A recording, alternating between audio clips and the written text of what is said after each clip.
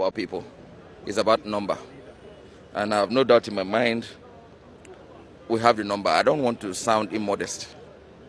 The 2015 election, 2019 election has clearly defined who is who. I'm not trying to be arrogant. And I'm also not saying that it's a thing that must be forcefully on Nigerians. But I'm saying, considering the fact that a lot of things had happened, let me make mention of two things.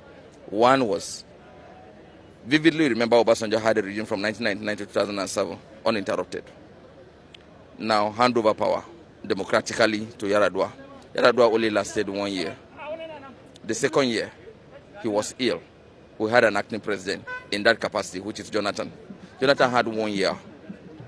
Umaru had only 1 year. Jonathan had the other year. Then subsequently, there was issue of doctrine necessity that suddenly, after the demise of Yar'Adua, the second year and few months, there was issue of doctrine the necessity that made him substantive president at that time. When he becomes a president, you could now recall that Yar'Adua had only 1 year, even in his tenure.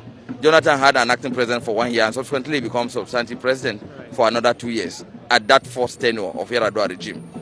Now, in 2011, it's expected that Jonathan shouldn't have contested, since it's about rotational presidency, and we are supposed to have uninterrupted 8 years. Right. Now, there was an interruption in 2011 where Jonathan contested and won the election. Even when some of us were totally against it, because we know it will come to a day like this. He won the election. You know, normally it is very rare and very difficult to upturn election against an incumbent government. Jonathan now got his way for second term. Now, Jonathan finished. If you put up the 8 years of Obasanjo, the 3 years of Jonathan, the 6 years of Jonathan per se, is this 6 years? Yes, this 6 years of Jonathan. You put together, you realize that if you put up your pen and paper, you realize they start to have about 15 years. So if the North is being marginalized? We are being marginalized, that's the language.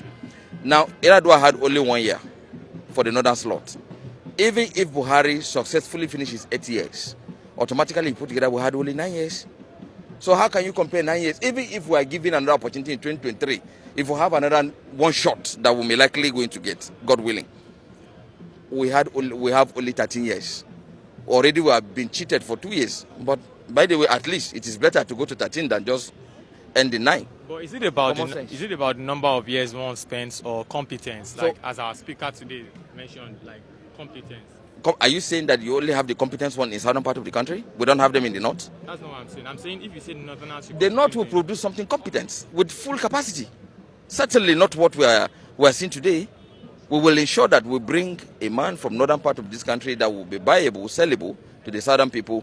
And we have no doubt in our mind the southern people will be, rest assured, will be more confident that this is truly a pan-Nigerian president we are going to produce by God's grace from 2023. And certainly we will lobby.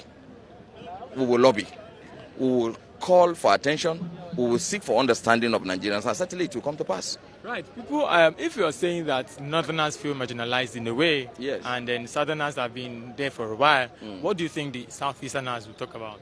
On normal circumstances, one would have assumed that the southeast should be given an opportunity. But with the trend of things, with the events we are seeing today, with one of their loose son who is busy going about threatening the unity of the country, is a clear indication they are not prepared. We are moving forward.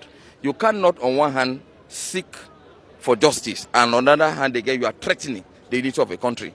It's not there anywhere. So if they are truly serious, we should begin to see them to stop talking anyhow, stop threatening Nigerians.